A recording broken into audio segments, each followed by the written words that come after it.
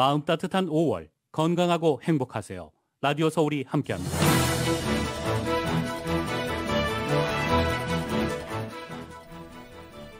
어제부터 캘리포니아주의 메디칼 수혜 대상이 50세 이상 저소득층 서류 미비자들까지로 확대됐습니다. 오는 8일은 마더스데이입니다. 한인 비즈니스들도 다양한 이벤트를 통해서 마더스데이 특수를 기대하고 있습니다. LA 카운티 보건국이 직장 내 마스크 착용과 실내 환기 작업 등을 권고했습니다. 롱비치시는 대중교통에서의 마스크 착용을 의무화한다고 밝혔습니다. 미국 최고위급 인사들의 우크라이나 방문이 이어지는 것과 관련해 백악관은 바이든 대통령도 방문을 원하지만 당장 계획은 없다고 밝혔습니다. 폴란드를 찾은 낸시 펠로시 하원의장은 가능한 한 가장 강력한 군사 대응과 가장 강력한 제재가 필요하다고 말했습니다. 미국인 대다수는 우크라이나에 대한 지속적 지원과 러시아 제재를 지원한다는 여론조사 결과가 나왔습니다. 그러나 미국이 직접적 군사행동을 취하는 것에 대해선 72%가 반대를 했습니다. 미국 내 저소득층의 삶이 더욱 고단해진 것으로 나타났습니다. 급격한 물가 상승으로 푸드뱅크의 도움을 받는 주민들이 크게 증가했습니다. 윤석열 대통령 당선인이 경기도를 찾았습니다. 그런데 여기에 국민의힘 지방선거 출마자들이 동행을 하면서 선거 개입 논란이 불거졌습니다. 더불어민주당이 오늘 본회의에서 검수완박 입법 절차를 매듭지었습니다. 국민의힘은 문재인 대통령의 거부권 행사를 거듭 촉구한 데 이어 총력 여론전으로 대응하고 있습니다. 문재인 대통령이 임기 마지막 특별 사면을 하지 않는 쪽으로 결정 내린 것으로 알려졌습니다. 물리적 시간이 부족하고 국민의 공감대가 크지 않다는 점에서 문 대통령이 사면을 하지 않을 것이란 전망이 우세합니다. 연방준비제도가 내일과 모레 이틀간 회의를 거쳐 기준금리 인상과 보유자산 축소 계획을 발표할 예정입니다. 과감한 보유자산 축소와 0.5% 금리 인상을 동시에 발표할 것으로 보여 금융시장에 미칠 파장이 주목됩니다. 오늘 뉴욕 증시는 5월 첫 거래일을 맞아서 등락을 거듭한 끝에 상승 마감했습니다. LA로는 오늘 밤 구름 조금 끼겠습니다. 밤 최저 57도가량 되겠고 내일도 역시 곳에 따라 구름 끼는 날씨 이어지면서 낮 최고 기온 72도로 예상됩니다. 이 시간 주요 뉴스는 공항에서부터 목적지까지 모바일 체크인과 첨단 공기순환 시스템을 통해 안전한 기내 환경과 여행을 제공하는 아시아나 항공 제공입니다. 여러분 안녕하십니까? 김미회입니다. 안녕하십니까? 임승찬입니다. 5월 2일 월요일 라디오 서울 이브닝 뉴스 1부 시작하겠습니다.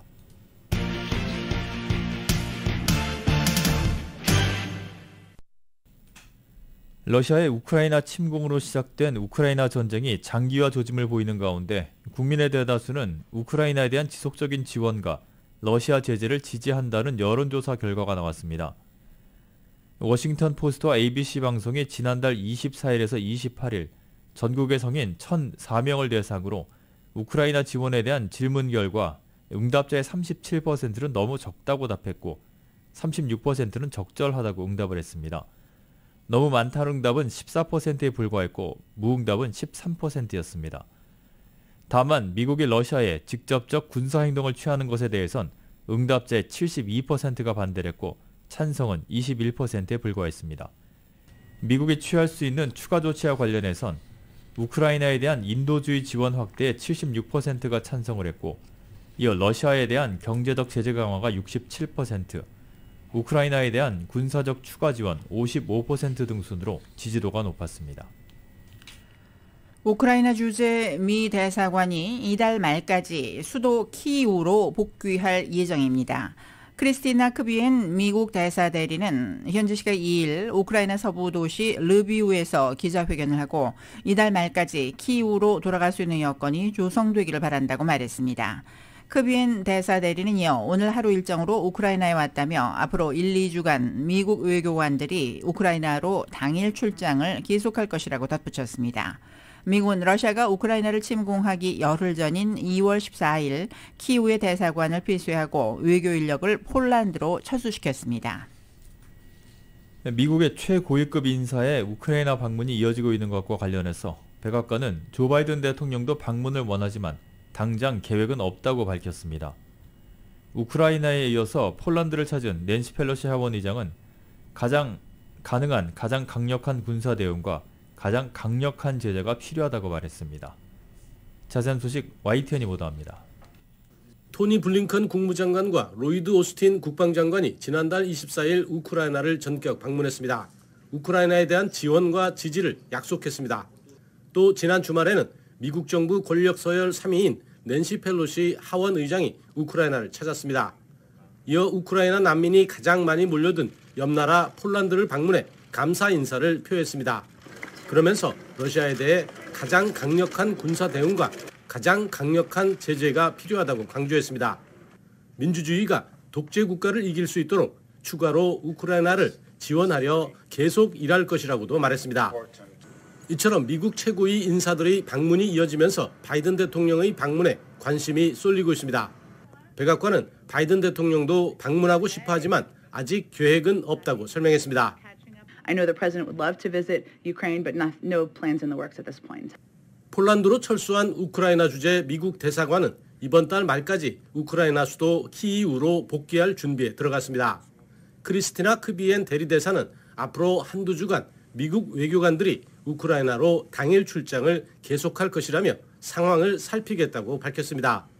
백악관도 외교관은 왔다 갔다 하는 것이 아니라 해당 나라에 있는 것이라며 외교관을 키이우에 데려오기 위해 다시 대사관을 여는 게 목표라고 확인했습니다. 워싱턴에서 YTN 강태욱입니다. 미 국방부는 러시아군 총참모장이 우크라이나 돈바스에서 다쳤다는 보도와 관련해서 확인할 수 없다고 밝혔습니다. 미 국방부 당국자는 오늘 발레리 게라시모프 러시아군 총참모장이 우크라이나 돈바스 지역을 방문했다가 파편에 상처를 입었다는 보도에 대해 이같이 설명했습니다. 게라시모프 총참모장은 러시아군의 우크라이나 동부 지역에 대한 공격을 지휘하도록 푸틴 러시아 대통령이 직접 배치한 인물입니다. 앞서 일부 영국 언론은 게라시모프 총참모장이 돈바스 지역에서 오른쪽 다리 위쪽 3분의 1에 골절없이 파편이 박혔으나 제거됐고 생명에는 지장이 없다고 익명의 소식통을 인용해 보도했습니다. 다만 미 국방부 당국자는 게라시모프 총참모장이 지난 며칠간 우크라이나 동부 돈바스 지역을 방문했고 현재는 본국으로 돌아간 상태로 보인다고 확인했습니다. 러시아가 이달 중순 조작된 주민투표를 통해 우크라이나 돈바스 지역을 병합할 것이라는 미 정부의 관측이 나왔습니다. 마이클 카펜터 유럽안보협력기구 주재 미국 대사는 오늘 워싱턴 DC에서 최근 다수 보고에 따르면 미국은 러시아가 도네츠크 인민공화국과 루간스크 인민공화국의 병합을 시도할 것으로 본다고 말했습니다. 카펜터 대사는 이들 보고는 러시아가 5월 중순에 주민투표를 획책할 계획이라고 지적한다고 설명했습니다. 그는 러시아가 주민투표를 조작할 것이라고도 주장했습니다. 우크라이나 사태와 글로벌 공급망 위기 등으로 급격하게 물가가 상승하고 있는 미 전역에서 저소득층의 삶은 더욱 고단해진 것으로 나타났습니다. 월스트리트저널은 오늘 최근 소외계층에 식품을 무상으로 제공하는 푸드뱅크의 도움을 받는 주민들이 크게 늘어났다고 보도했습니다. 디트로이트 지역에서 푸드뱅크를 운영하는 복지단체 포가튼 하비스트는 지난해 12월 이후 푸드뱅크 수요가 25에서 40%까지 증가했다고 밝혔습니다. 특히 3월의 경우 직전 달보다 수요가 30% 급증한 것으로 나타났습니다. 이 단체 대변인 크리스토퍼 아이비는 최근 유가를 비롯한 각종 생필품 가격이 급등하고 있다는 사실을 언급한 뒤 식품을 지원받으려는 수요가 빠르게 늘고 있다고 설명했습니다. 최근 노동부는 3월 현재 식료품 가격이 1년 전보다 10% 상승했다고 밝혔습니다. 전문가들은 제한된 수입으로 생활해야 하는 저소득층 입장에서 물가 급등은 식품 구매 예산 감소로 이어진다며 물가 상승 이전부터 저소득층의 위기가 계속됐다고 지적하고 있습니다. 도널드 트럼프 전 대통령이 2020년 11월 대선 패배 불복 과정에서 빚어진 외압 행사 논란이 특별 대배심의 심리 절차 개시로 이어졌습니다. 조지아주 풀턴 카운티 법원은 오늘 트럼프 전 대통령의 선거 외압 행사 의혹과 관련해 특별 대배심 선정 절차를 시작했다고 전했습니다. 트럼프 전 대통령은 2020년 11월 대선 때 조지아주에서 약 500만 표 가운데 12,000표라는 간발의 차이로 패했습니다. 이 때문에 당시 대선 불복 후에 조지아주 국무장관에게 자신의 승리를 입증할 표를 찾아내라고 압박한 혐의로 검찰의 수사를 받고 있습니다. 풀턴 카운티 검찰은 지난해 초 수사에 착수했지만 증인들이 소환에 제대로 응하지 않자 특별 대배심 구성을 요청했고 법원이 이를 받아들였습니다. 트럼프 전 대통령 측은 이번 대배심 절차에 대해서 조사 대상은 외압 의혹이 아닌 부정선거를 밝혀낸 것이라며 마녀 사냥이라고 강하게 반발하고 있습니다. 트럼프 전 대통령이 집권 당시인 지난 2020년 조지 플로이드 사건에 항의하는 시위대가 백악관 인근으로 몰려들자 시위대의 발포 가능성을 언급했다는 전 강요의 증언이 나왔습니다. 악시오스는 오늘 트럼프 정부에서 국방장관을 지낸 마크 에스퍼가 조만간 출간할 예정인 회고록 성스러운 맹세에서 이 같은 사실을 폭로했다고 보도했습니다. 이 보도에 따르면 트럼프 당시 대통령은 2020년 6월 조지 플로이드 사건에 항의하는 시위대가 백악관 주변 거리를 가득 메웠을 때 백악관 집무실인 오벌 오피스 회의에서 시위대를 쏠 수 없느냐, 다리나 그런 곳에만이라고 말했다고 에스퍼는 주장했습니다. 앞서 당시 월스트리트저널의 백악관 출입 기자였던 마이클 밴더 역시 작년 7월에 출간한 책에서 플로이드 사태 때 트럼프 전 대통령이 시위대를 향한 발포를 법 집행기관에 반복해서 요청했다고 밝힌 바 있습니다. 국무부는 우크라이나를 침공한 러시아를 북한이나 중국이 군사적으로 지원하는 등 전쟁에 관여할 가능성에 대해서 현 시점에선 가설적인 질문이라고 일축했습니다. 네드 프라이스 국무부 대변인은 오늘 브리핑에서 관련 질문에 이같이 밝히고 몇 주 전 러시아가 중국의 지원을 요청하고 있다는 조짐이 있었고 중국의 반응을 세밀히 지켜보고 있지만 아직 어떤 변화도 감지하지 못하고 있다고 설명했습니다. 프라이스 대변인은 또 러시아의 핵 사용 위협이 한반도에 미칠 영향을 묻는 질문에는 러시아 정부 일각에서 나오는 이 같은 표현에 우려를 표한다며 대량 살상무기 사용에 대한 안이한 발언은 극도로 무책임한 것이라고 비판했습니다. 이어 이는 우크라이나뿐 아니라 전 세계 핵 비확산 규범에 미치는 희석 효과의 차원에서도 위험하다고 덧붙였습니다. 미국은 북한의 핵실험과 추가 미사일 시험 발사에 대비해 지난 3월 상향 조정한 대북 정보 감시 정찰 수집 활동과 탄도미사일 방어 대비 태세를 여전히 유지하고 있다고 밝혔습니다. 국방부 존 커비 대변인은 오늘 브리핑에서 인도태평양 사령부가 관련 태세를 올린 것과 관련한 질문에 대해 여전히 그렇게 하고 있다고 답했습니다. 커비 대변인은 특정한 정보 이슈로 넘어가지 않는 선에서 북한이 최근 잇따라 자행한 복수의 미사일 시험에 대한 경각심의 차원에서 정보 감시 정찰 역량을 강화했다고 설명했습니다. 또 우리는 지속해서 더 나은 정보를 더 지능적으로 얻는 방법을 찾고 있으며 이를 한국 정부와 공유하고 있다고 덧붙였습니다.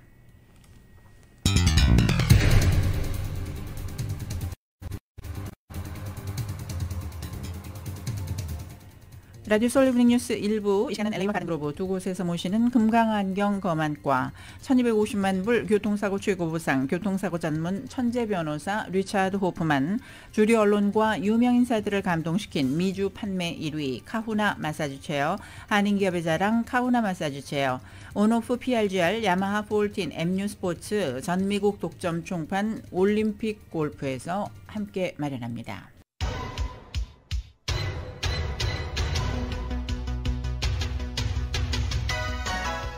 5시 17분 향하고 있습니다. 라디오 서울 이브닝 뉴스 함께하고 계신데요. 이 시간 교통정보 잠시 전해드리겠습니다. 새로운 모빌리티 세상을 열어가는 아이오닉5, 이 시대 가장 진화한 전기차, 완전히 새로운 현대 아이오닉5 제공입니다.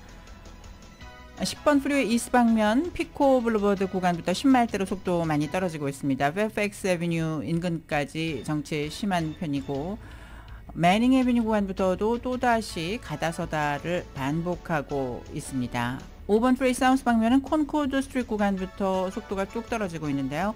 트릭스 스트리트 구간부터 워싱턴 블루버드까지가 가장 심한 정체 보이고 있습니다. 파라마운트 블루버드 인근까지 정체는 이어지고 있습니다.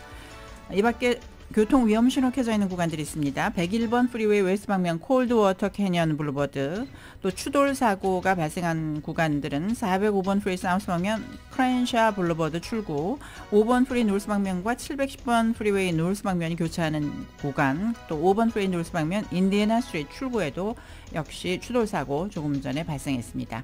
끝까지 안전운전 하시기 바랍니다. 새로운 모빌리티 세상을 열어가는 아이오닉 5, 이 시대 가장 진화한 전기차, 완전히 새로운 현대 아이오닉 5 제공이었습니다. 월요일 이브닝 뉴스 1부 함께하고 계십니다. 어제부터 캘리포니아주의 50세 이상 저소득층 서류 미비자들까지로 일반 메디칼 수혜 대상이 확대됐습니다. 자세한 내용 정현호 기자가 전해드립니다.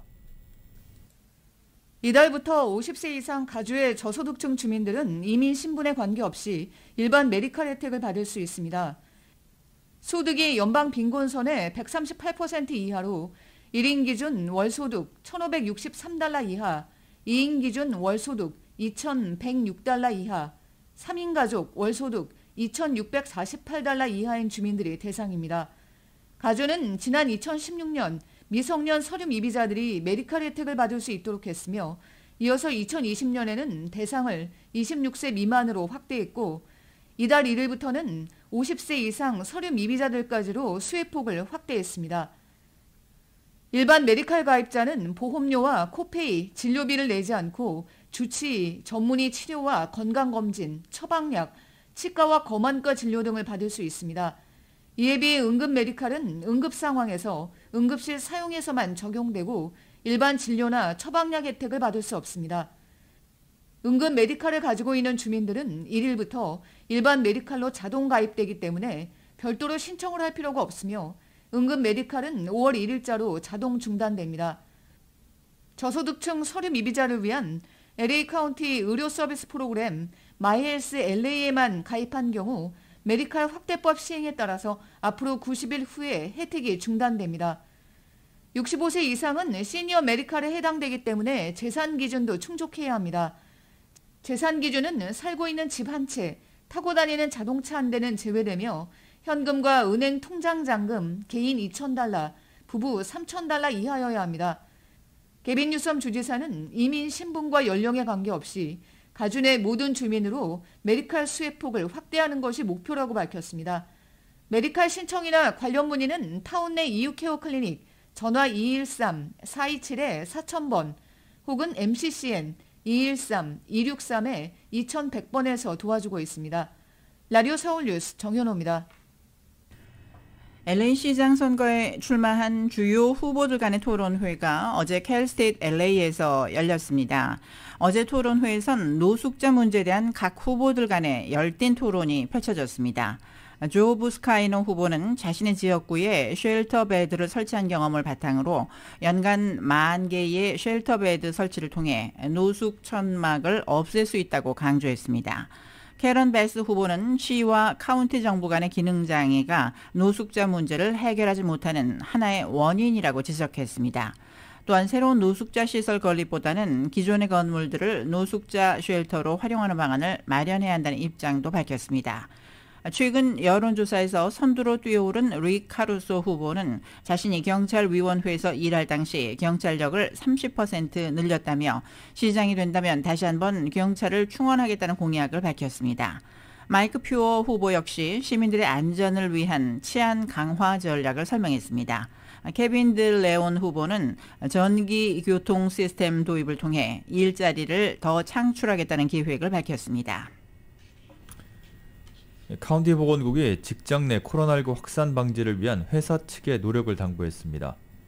보건국은 최근 들어서 BA.2보다 전파력이 20에서 30%가 높은 하위 변이가 발견되고 있다며 직원들에게 마스크를 보급하고 환기 작업 등을 통해서 감염 예방에 힘써줄 것을 당부했습니다. 지난 주말 동안 LA 카운티에서는 5,920명의 코로나19 신규 확진자가 발생했고 13명의 사망자가 보고됐습니다. 최근 들어 신규 확진자 수 증가세를 보이고 있지만 다행히 병원 입원 환자에는 큰 변화는 없습니다. 오늘 현재 입원 환자는 225명으로 어제보다 1명이 줄어들었고 중환자실 입원 환자는 4명 줄어든 24명으로 집계됐습니다. 롱비치시가 대중교통에서의 마스크 착용을 의무화합니다. 만 2살 이상 주민들은 백신 접종 여부와 상관없이 버스와 지하철 그리고 우버나 리프트 탑승 시에 반드시 마스크를 써야 합니다. 또한 공항이나 버스터미널 내 지하철역 그리고 항구에서도 마스크를 착용해야 합니다. 롱비치시의 지난 7일간 하루 평균 코로나19 확진자는 인구 10만 명당 72.8명이었습니다. 어젯밤 애나임에서 발생한 카니발 총격 사건과 관련해서 10대 청소년 1명이 체포됐습니다. 애나임 경찰은 어젯밤 10시쯤 라팔마팍 인근에서 총격 신고가 접수됐다고 밝혔습니다. 경찰은 사건 현장에서 최소 한 발의 총상을 입은 남성을 발견하고 병원으로 옮겼지만 결국 사망했습니다. 경찰의 초동 수사 결과 싱꼬데마요 카니발이 열렸던 라팔마팍에서 10대 청소년들 간의 싸움이 있었고 이 과정에서 한 청소년이 총을 꺼내 쏜 것으로 나타났습니다. 피해 남성은 30대로 이들 싸움과는 무관하다고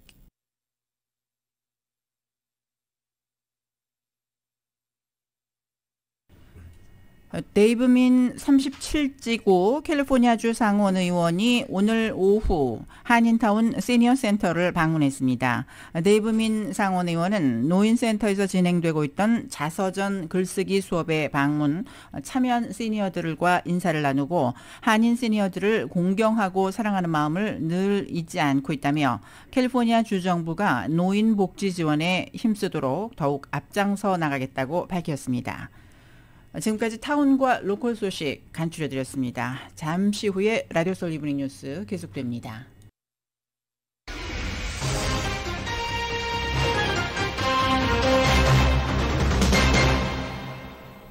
이브닝 뉴스 1부 한국 소식입니다.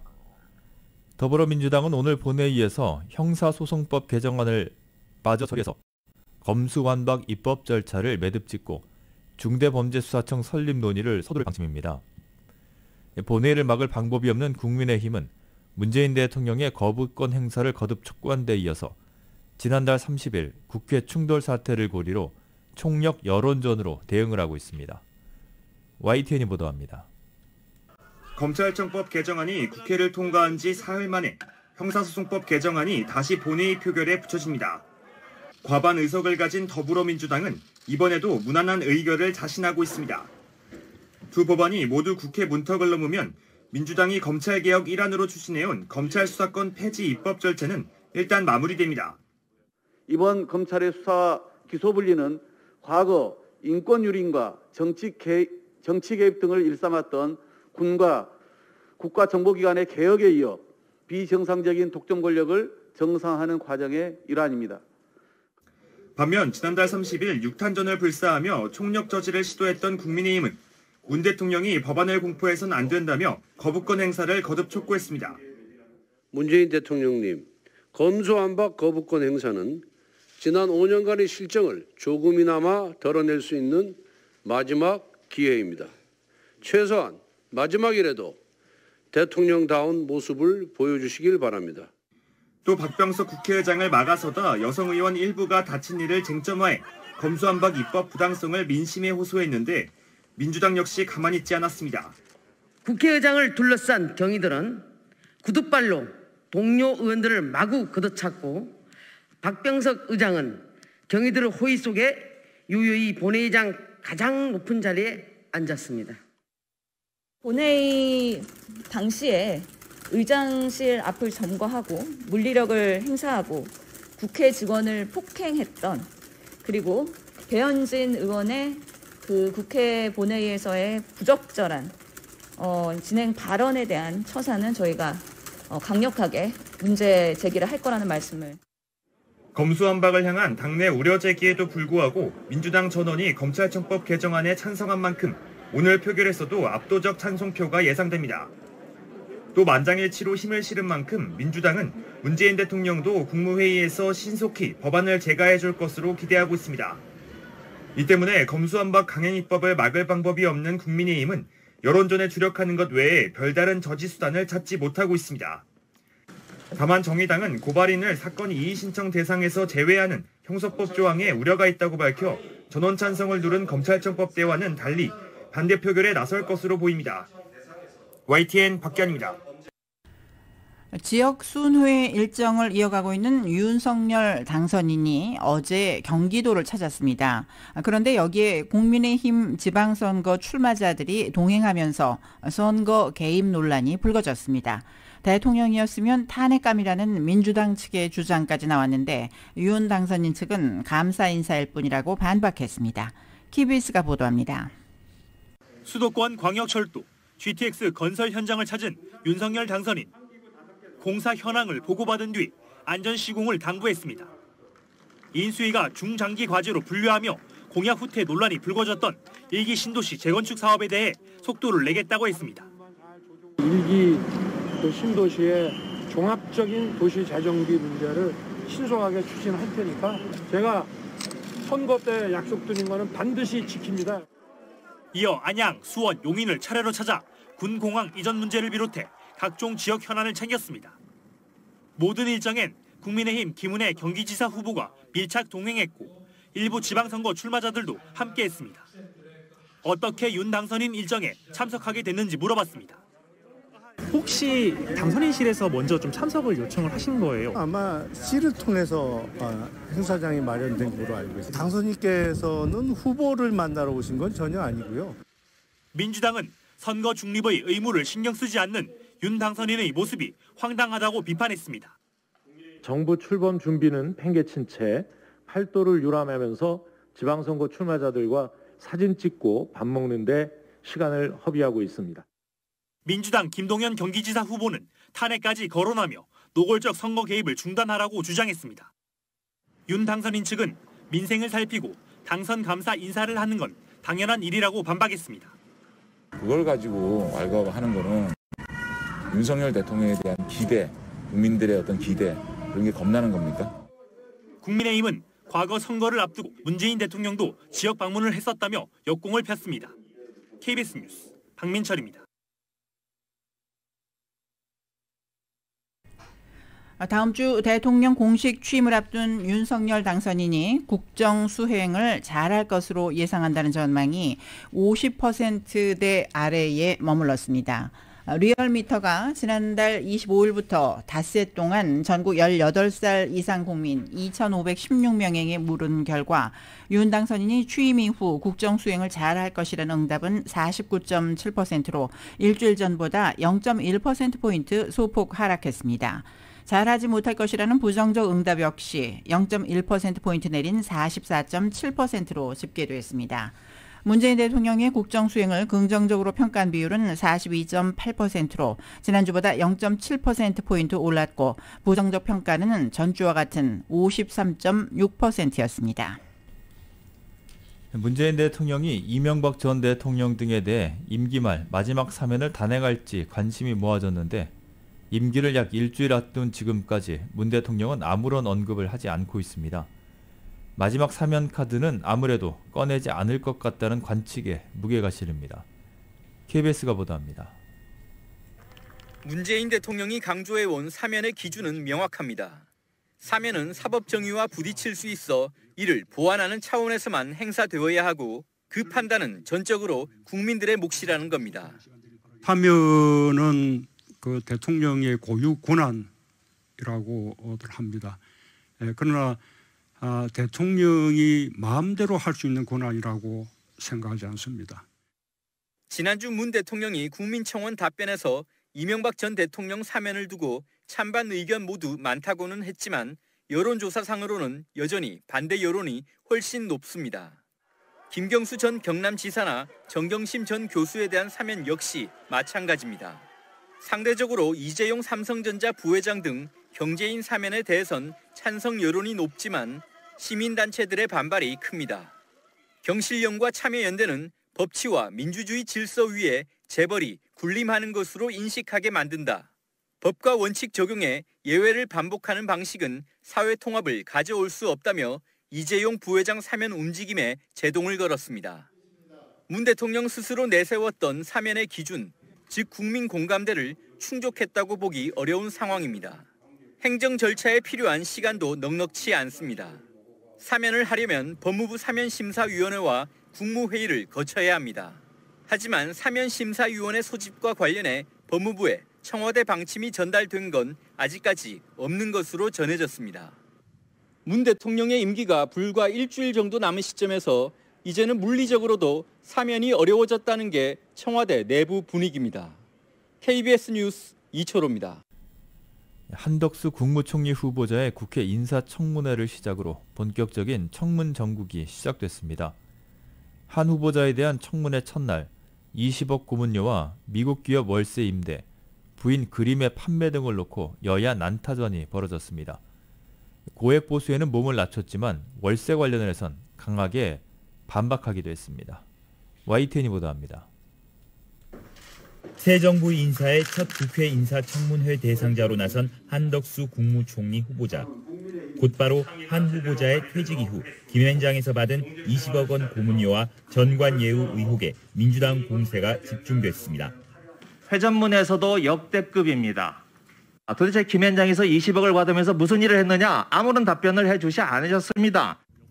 한 후보자는 법무법인 고문으로 재직할 당시 공무원들에게 특정 사안에 대해 부탁한 바가 없다며 전관예우나 이해충돌 의혹을 부인했습니다.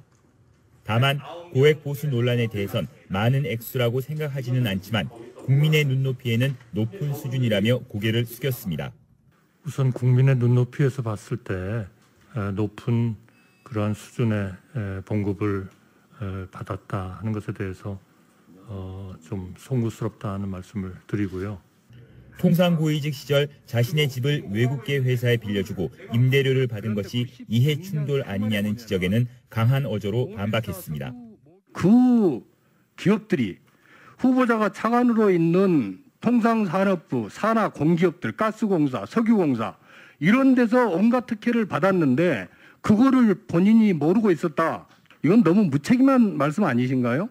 만약 저 사람들이 저 때문에 특혜를 받았다면 증거를 내주세요. 무책임한 게 아니고 후보자께서 국무총리를 무책임한 게 아니고요. 황당하다는 말씀을 드리는 겁니다. 황당하다. 한 후보자 배우자의 그림을 산 구형주택이 미국에 진출한 과정에 개입한 것 아니냐는 의혹도 도마에 올랐습니다. 저는 부영주택의 미국 진출에 뭔가 후보자께서 도움을 주셨기 때문에 그렇지 않냐 이런 합리적 의혹을 제기한다는 겁니다. 아니 요청이 있으면 도울 수 있죠. 그러나 부영은 단 한 번도 그런 요청을 한 적이 없습니다. 그러니까 다시 말해서 아무 역할도 하지 않았다. 전혀 접촉이 없다. 반면 국민의힘은 한 후보자가 공직 경력과 능력 면에서 정당한 보수를 받았다며 엄호에 집중했습니다. 국정 전반에 대한 이해도가 상당히 높다는 점에 비춰보면은 김현장의 고문이 순수한 사적 이익을 목적으로 했다고는 보기 어렵고. 청문회 내내 여야는 한 후보자가 총리로서 부적합하다, 문제가 없다, 서로 한치의 물러섬 없이 치열하게 맞섰습니다. YTN 김세호입니다. 더불어민주당이 낙마 1순위로 지목한 한동훈 법무부 장관 후보자의 인사청문회가 미뤄질 가능성이 제기됐습니다. 민주당 법사위 소속 의원은 한국 시간 오는 4일부터 치러질 한 후보자의 인사청문회에 어떤 증인을 부를지 여야 협의가 이루어지지 않은 상태라고 밝혔습니다. 그러면서 증인 없는 인사청문회를 치를 수 있을지가 고민스러운 지점이라며 한 후보자 측의 자료 제출 역시 원활하지 않은 것으로 안다고 말했습니다. 이어 인사청문회 날짜를 미루기 위해선 법사위 전체 회의를 다시 열어 의결 절차를 밟아야 한다고 덧붙였습니다. 다만 민주당이 한 후보자의 청문회를 부담스러워하는 것 아니냐는 일각의 해석에 대해서는 전혀 사실이 아니라고 선을 그었습니다. 한편 김인철 부총리 겸 교육부 장관 후보자가 오늘 자진 사퇴를 표명했습니다. 김 후보자는 오늘 기자들과 만나 오늘 부총리 겸 교육부 장관 후보직을 사퇴한다며 국가와 사회로부터 받은 혜택을 마지막 봉사를 통해 돌려드리고 싶었지만 많이 부족했다고 밝혔습니다. 또 어떤 해명도 하지 않겠다며 모두 저의 불찰이고 잘못이라고 덧붙였습니다. 김인철 후보자가 자진 사퇴하면서 윤석열 정부 장관 후보자 가운데 첫 낙마 사례가 됐습니다. 윤석열 대통령 당선인의 배우자 김건희 여사가 허위 경력을 내세워서 대학에 시간 강사로 일했다는 의혹 등을 경찰이 6달째 수사 중입니다. 대선 이후 조사 방식을 저울질해오던 경찰이 최근 변호인 측과 조율 끝에 서면 조사를 하기로 결정을 하고 일정을 통보했습니다. 자세한 내용 KBS가 보도합니다. 지난 대선을 앞두고 불거진 김건희 여사의 허위 경력 논란. 김 여사가 이력서에 연구 실적과 수상 이력 등을 부풀렸고 그에 힘입어 국민대 등 5개 대학에 시간 강사 등으로 채용됐다는 의혹이었습니다. 이와 관련해 지난해 11월 한 시민단체가 김 여사를 상습 사기 혐의로 고발했고 여론이 악화되자 김 여사가 직접 사과하기도 했습니다. 일과 학업을 함께하는 과정에서 제 잘못이 있었습니다. 잘 보이려 경력을 부풀리고 잘못 적은 것도 있었습니다. 경찰은 대선이 끝난 3월 중순 이후 수사를 본격화했습니다. 채용 과정에 논란이 일었던 국민대, 서일대 등 5개 대학의 교무팀 직원을 참고인으로 불렀고 채용 과정, 임금 지급 경위 등을 조사했습니다. 채용 절차가 이제 주된 내용이었고요. 저희가 규정대로 그때 당시 규정대로 채용을 했다. 그걸 말씀드렸죠. 관련자 조사가 마무리되자 경찰은 최근 김 여사 측 변호인과도 조사 방식을 조율했고 서면 조사를 하기로 최종 정리했습니다.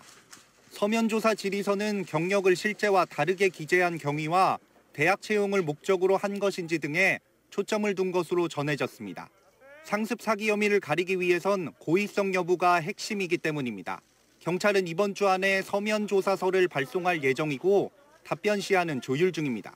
앞서 검찰도 김 여사의 도이치모터스 주가 조작 연루 의혹 등에서 서면 조사를 진행했고 이후 봐주기 조사가 아니었냐는 논란이 일기도 했습니다.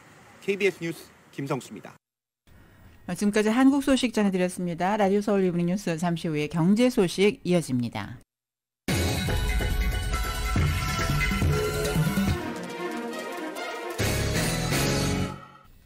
이브닝 뉴스 1부 함께하고 계십니다. 오늘 뉴욕 증시는 5월 첫 거래일을 맞아서 등락을 거듭한 끝에 상승 마감했습니다. 다우존스 산업평균지수는 지난주 금요일보다 84.29포인트가 오른 33,061.50으로 거래를 마쳤습니다. S&P 500 지수는 23.45포인트가 상승한 4,155.38, 나스닥 지수는 201.38포인트가 뛴 12,536.02로 장을 마감했습니다. 유가는 중국의 경제 지표가 크게 부진했다는 소식에도 EU가 조만간 러시아산 원유 수입을 금지하는 조치를 제한할 것으로 알려지면서 상승 마감했습니다. 뉴욕 상업거래소에서 6월물 서부 텍사스산 원유 가격은 지난주 금요일보다 48센트가 오른 배럴당 105달러 17센트에 거래를 마쳤습니다. 투자의 귀재 워런 버핏이 지난 1분기 애플의 주가가 하락했을 때 이 회사 주식 6억 달러 상당을 추가로 매입했다고 밝혔습니다. 복합기업 버크셔 해서웨이 의장 겸 CEO인 버핏은 오늘 CNBC에 출연해 1분기 애플의 주가가 사흘 연속으로 빠진 뒤 이 회사 주식을 사들였다고 말했습니다. 애플은 버크셔 해서웨이가 가장 많이 투자한 종목으로 지난 3월 말 기준 전체 자산 포트폴리오의 약 40%를 차지하는 1,591억 달러 상당을 보유하고 있었습니다. 버크셔 해서웨이는 지난 2016년부터 애플 주식을 사들이기 시작했고 현재는 뱅가드 그룹 등 투자 펀드를 제외하고는 애플의 최대 주주입니다. 지난달 처음으로 뉴욕의 한 아마존 물류 창고에서 노조 결성 투표가 통과된 가운데 오늘 뉴욕의 또 다른 물류 창고에서 실시된 노조 설립 투표는 부결됐습니다. 노동관계위원회는 뉴욕 스태튼 아일랜드의 아마존 창고에서 치러진 노조 결성 투표에서 직원들의 62%가 반대표를 던져 노조 설립이 무산됐다고 오늘 밝혔습니다. 유효 투표 가운데 노조 설립 찬성이 380표에 그친 반면 반대표는 618표에 달했습니다. 한편 월스트리트저널은 오늘의 투표 결과는 지난달 투표의 성공을 확대해 나가기를 희망했던 노조 조직화 세력에 타격을 안겼다고 평가했습니다. 연방준비제도가 내일과 모레 이틀간 회의를 거쳐 기준금리 인상과 보유자산 축소 계획을 발표할 예정입니다. 물가 상승 억제를 위해 과감한 보유자산 축소와 기준금리 0.5%포인트 인상, 이른바 빅스텝을 동시에 발표할 것으로 보여 금융시장에 미칠 파장이 주목됩니다. YTN이 전합니다. 미국 중앙은행인 연방준비제도가 우리 시간 5일 새벽 이틀간의 연방공개시장위원회 정례회의를 마치고 기준금리 인상과 함께 보유자산 축소 계획을 발표할 예정입니다. 월스트리트 저널은 연준이 금융시장에 지장을 줄 정도로 과거보다 빠르게 보유자산 축소를 단행할 것으로 예상했습니다. 연준은 2017년부터 2019년까지 보유자산을 매달 100억 달러씩 줄이기 시작해 점차 500억 달러까지 확대했습니다. 그러나 연준은 2020년부터 코로나19 대확산에 따른 경기 침체에 대응하기 위해 미국 국채와 주택 저당 정권을 대거 사들여 보유자산이 약 9조 달러, 우리 돈으로 약 1경 1392조 원으로 다시 늘어났습니다. 연준이 최근 공개한 3월 연방공개시장위원회 회의록에 따르면 연준이 고려하고 있는 월 최대 보유자산 감축 규모는 950억 달러입니다. 이는 2017년부터 2019년까지 보유자산 축소 사례와 비교하면 거의 2배 가까이 됩니다. 게다가 이번에는 보유자산 월별 감축 규모가 수개월 내에 최대치인 950억 달러에 도달할 것으로 보여 과거 1년에 걸쳐 월 100억 달러에서 500억 달러로 차츰 늘어난 것에 비해 감축 속도도 한층 빨라질 것으로 전망됩니다. 보유자산의 전체 축소 규모도 이전과 비교해 상당히 클 것으로 전망됩니다. 과거엔 2년에 걸쳐 8천억 달러, 우리 돈으로 약 1,012조 원을 줄였지만 현재 연준 내부에서는 3년에 걸쳐 3조 달러, 우리 돈으로 약 3,800조 원을 감축하는 방안을 논의 중입니다. 연준은 2017년에는 보유자산 축소에 들어갈 때 기준금리 인상을 멈췄습니다. 하지만 현재는 22년 만에 처음으로 기준금리를 평소 인상폭의 2배인 0.5%포인트 올리는 이른바 빅스텝을 앞두고 있습니다. 월스트리트 저널은 2017년 당시 인플레이션은 연준의 목표치인 연 2% 내에 있었지만 현재는 물가 상승률이 40년 만에 최고 수준을 보이고 있기 때문이라고 설명했습니다. 인플레이션을 잡기 위한 연준의 선택과 이에 따른 금융시장의 후폭풍이 어느 정도가 될지 세계가 주목하고 있습니다. YTN 김원배입니다. 국제신용평가사 피치는 미국의 코로나19 감염증 팬데믹 동안 잃어버린 일자리를 올 여름까지 모두 회복할 것으로 보인다고 예상했습니다. 피치는 보고서에서 8월 말까지 팬데믹 동안 잃어버린 모든 일자리를 완전히 회복할 것이라고 말했습니다. 이는 거의 2년 5개월여 만에 고용시장이 팬데믹 이전 수준으로 회복한다는 얘기입니다. 피치는 이는 2007년에서 2009년 기간 일어난 대침체 이후 고용시장이 완전히 회복되는 데 걸린 6년 5개월보다 짧은 것이라고 설명했습니다. 피치에 따르면 플로리다와 조지아, 콜로라도와 아리조나 등 전국 13개 주는 팬데믹 동안 잃어버린 일자리를 모두 회복했습니다.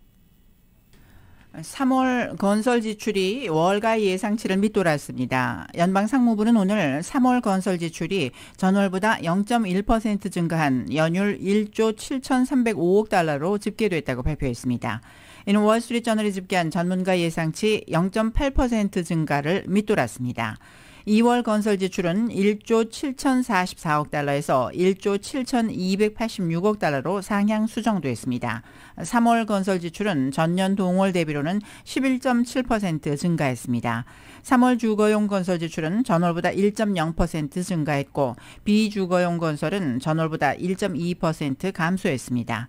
3월 민간 부문 건설은 직전월보다 0.2% 증가, 공공부문 건설은 0.2% 감소했습니다. 4월 제조업 업황이 2020년 7월 이후 거의 2년 만에 최저 수준으로 떨어졌습니다. 공급관리협회는 오늘 4월 제조업 구매관리자 지수 PMI가 55.4를 기록했다고 밝혔습니다.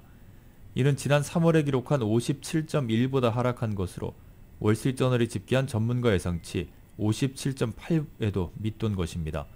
4월 제조업 업황은 확장 국면을 유지했지만 오늘 수치는 2020년 7월 이후 최저치입니다.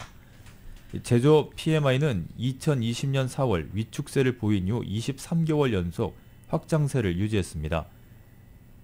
티모시 피올의 공급관리협회 회장은 제조업 섹터에서는 수요 주도 공급 제약 환경이 지속되고 있다라며 4월에 공급망 모든 부분에서 인력 부분 문제를 해결하는 데 있어 진전이 느려졌다고 말했습니다. 4월 제조업 경기 모멘텀이 호조를 나타냈습니다. S&P 마켓 글로벌에 따르면 4월 제조업 PMI 확정치는 59.2로 집계됐습니다.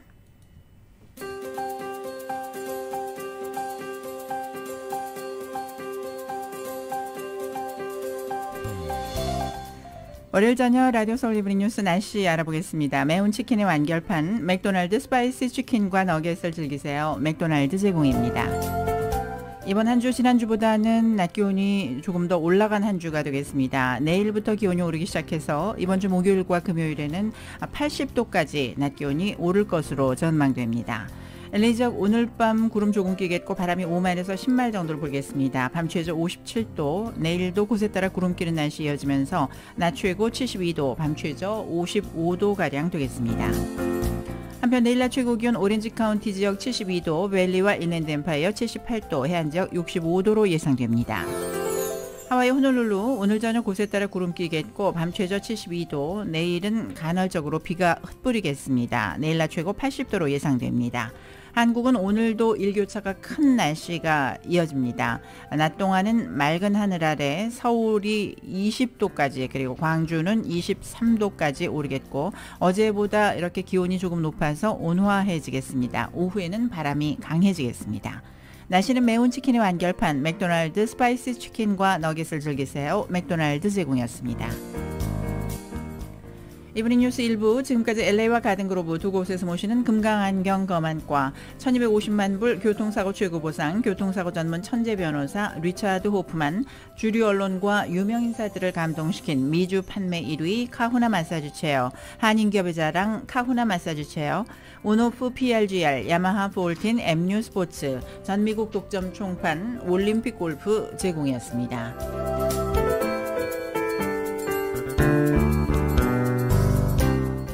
잠시 후 6시부터는 라디오 서울 이브닝 뉴스 2부가 진행됩니다.